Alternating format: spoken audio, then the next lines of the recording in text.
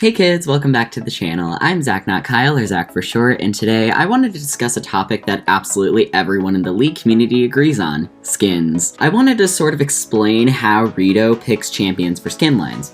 It's a great thing to talk about and something that needed to have a little bit of light shed on it, so let's get into it.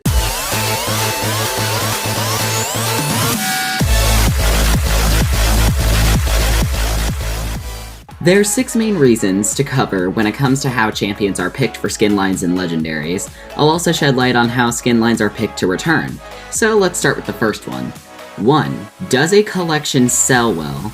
One of the key bits and pieces of League skin prevalence is how well one of these groups did, compared to expectations in the marketing and money given to the set, such as music videos or trailers for the cosmetics. For example, Spirit Blossom's trailers and the KDA music videos come to mind. This is why Seraphine was given an ultimate skin on release. KDA is bigger than League of Legends at this point, so I think that skin would obviously exceed expectations hands down. And don't worry guys, this totally did not make the community hate Seraphine for reasons that did not involve her as a champion. And other lies that I tell myself. Number 2, Riot has favorites based on the community's favorites, so no, you can't scream at them for being biased for their own favorites, because their favorites are the community's. To quote our source here, we don't expect a skin for a niche champion to be acquired by as many players as one for a really popular champion.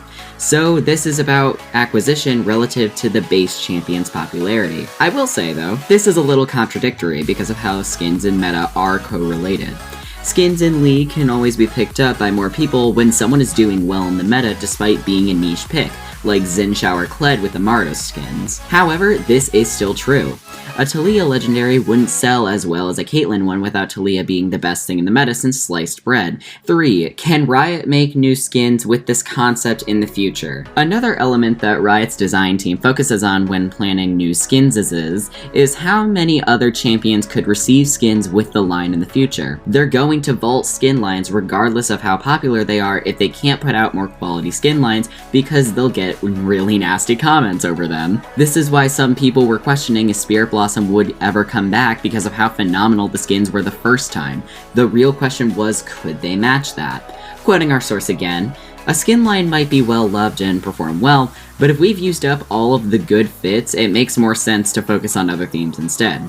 For example, Star Guardian, Battle Academia, minus Wukong, Coven, etc. will stick around because they sell so well and can work in many different champion skin sets. 4. Riot will not constantly release popular sets because they want the staying power of skin lines to exist. Even skin lines that consistently sell really well, like the Star Guardians project, Elderwood, etc., they can't have too many skins, so that way there's a consistent staying power of the skins, and they can make a big deal out of that kind of release whenever it happens. Riot also has vaulted some of their skin lines before, as seen with the 2019 Sugar Rush skins, despite their insanely good designs. Evelyn has strawberry lashers, bitch. That's insane.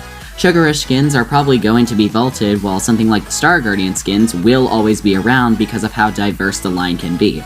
And don't worry, I know we got Sugar Rush Gwen released this year, but I think that's it for this skin line. 5. Legendaries are picked because of favorites from the community, so no, you can't keep screaming over how your fave didn't get picked when your fave is Taliyah. Let's quote our source here. Legendaries take quite a bit more time to develop than epic skins, so we tend to prioritize champions that are pretty broadly popular, Riot said. Going back to the Taliyah example, Caitlyn is objectively more popular than Taliyah is, so they will give that skin to Caitlyn. However, this system is flawed considering the fact that they didn't give Rumble the legendary in Space Group when he actually deserved it more than Blitz did. But regardless, legendaries take a lot of work, and that's undeniable, especially for things like Katarina, Blitz and Crank, Battle Academia, Caitlyn, etc. in recent years. So they need to make it profitable via community favorites, usually leaning towards anime titties, unless you're Blitz and Crank because you have cats that can do the caramel dance and dance. 6. Riot wants skin diversity for champions to appeal to a larger audience in their community.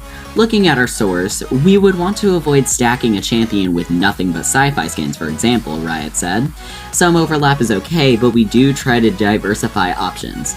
This makes a lot of sense. If Kai'Sa only had darker skins, for example, instead of things like KDA, Arcade, etc., she wouldn't appeal to as huge of an audience as she does, and not because the straights think she's hot. Now let's see something like this in action, using the Dragon Slayer and Black Frost releases from this week, who are getting a video next week on my channel. Galio was picked because he needs more consistent skins, and he has many traits of a dragon already, so he already fits this category nicely.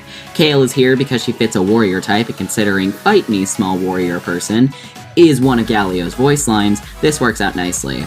Twitch has, objectively, the best fit for this line. His skin is phenomenal, and he has the best drawn-up design on paper. Scion was here because he hasn't had a skin in a second, and Vel'Koz had an absolutely insane design for the line that they probably have held on to for some time. Dragon Slayer and Black Frost as a skin line sells well and consistently returns, which is why it's back again with insane designs. It's probably not going away, despite being one of the more understated big groups. With that example, it's clear to see that Riot's skin picks are deliberate and intertwine with each other to make a quality universe of lore, although TV Sky did rip the lore apart in his video, and I might make a follow-up to his video to look into how things have changed over 2 years, multiple champions, and reworks. Stay tuned for that. But anyway, with that said, that's gonna be it for this video, so go ahead and like, comment, and subscribe to become not Kyle.